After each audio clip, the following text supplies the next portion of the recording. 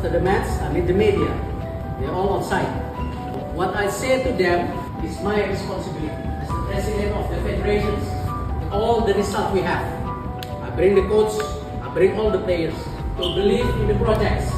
The question, do you all still believe in this project? Do you still believe on me as a leader? Yes. Because otherwise, I'm willing to step down. I'm willing to stepping down as the president of Indonesian Football Federations because it's my responsibilities. So we're still together. Yes. We have 5 matches, 3 homes, 2 away. We need 9 points to be number 3 or number 4, even number 4. So tonight, I want every individual in this room to review what went wrong.